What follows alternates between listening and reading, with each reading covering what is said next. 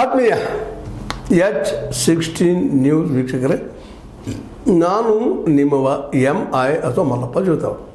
ಧರ್ಮಸ್ಥಳ ಪವಿತ್ರವಾದ ಸ್ಥಳ, ಧಾರ್ಮಿಕ ಸ್ಥಳ, ಎಲ್ಲರೂ ಗೌರವಿಸುವ ಸ್ಥಳ.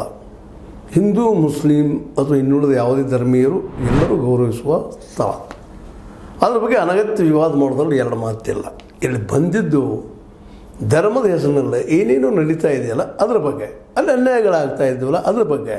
ಅಲ್ಲೇ ವಿಶೇಷವಾಗಿ ಏನಪ್ಪ ಅಂತಂದ್ರೆ ವೇದವಲ್ಲಿ ಅಂತ ಹೆಣ್ಣುಮಗಳ, ಪದ್ಮಲತಾ ಅನ್ನುವಂಥ ಹೆಣ್ಣುಮಗಳ, ನಾರಾಯಣ ಅನ್ನುವಂಥ ವ್ಯಕ್ತಿಯ, ಅದೇ ಕಾಲಕ್ಕೆ ಯಮುನಾ ಅನ್ನುವಂಥ, ಸೌಜನ್ಯ ಅನ್ನುವಂಥ ಹೆಣ್ಣು ಮಕ್ಕಳ ಮೇಲೆ, ಇನ್ನೂ ಬೇರೆ ಬೇರೆ ಹೆಣ್ಣುಮಕ್ಕಳ ಮೇಲೆ ಅದನ್ನ ದಾಳಿ, ಹತ್ಯೆ, ಅತ್ಯಾಚಾರ ಇವುಗಳ ಎಲ್ಲಗಳ ಮೂಲಕ ದೊಡ್ಡ ಹೆಸರನ್ನು ಪಡ್ಕೊಂಡಿತ್ತು. ಇವತ್ತು ಅಲ್ಲಿ ಹೋರಾಟಗಾರ ಶಿಟ್ಟದ ನಿಂತಿದ್ರು, ಅಲ್ಲಿವರೆಗೆ ಮೌನ ಇರ್ತಿತ್ತು ಪಾಪ. ಕಳೆದ 40 ವರ್ಷಗಳಿಂದ 4 ದಶಕಗಳಿಂದ ನಡೀತಾ ಇದೆ ಅನ್ನೋದು ನಮ್ಮ CS ದ್ವಾರಕಾನಾಥ್ ಅವರ ಅಭಿಪ್ರಾಯ ಮತ್ತು ಅಭ್ಯಾಸ. ಯಾಕಂತಂದರೆ ಅವರು ಒಳ್ಳೆಯ ಅಭ್ಯಾಸಿಗರು ಹೌದು. ಇವತ್ತು ವಕೀಲಿಗೆ ಮಾಡ್ತಿರ್ಬೋದು. ಹಿಂದೆ ಲಂಕೇಶಲ್ಲಿ ಕೆಲಸನೂ ಮಾಡಿದವರು ಇದ್ದಾರೆ.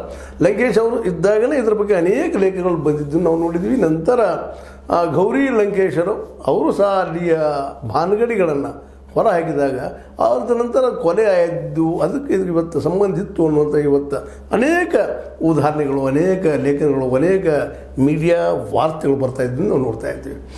ಈ ಒಂದು ಕಳೆದ 40 ವರ್ಷಗಳಲ್ಲಿ ಏನೇನು ಆಯಿತು ಅನ್ನೋದನ್ನು ಬಿಡಿಸಿಡುತ್ತಿರುವಂಥ ಈ ನಮ್ಮ CP ದ್ವಾರಕಾನಾಥ್ ಅವರು ಈಗ ಅದರದ್ದು ಒಂದು ಮುಪ್ಪುರಿಗಾರ ಬಂದದ, ಅಗ್ದಿ ಎತ್ತರಕ್ಕೆ ಬಂದದ, ಇವತ್ತೊಂದು ನಿರ್ಧಾರಕ್ಕೆ ಬಂದದ.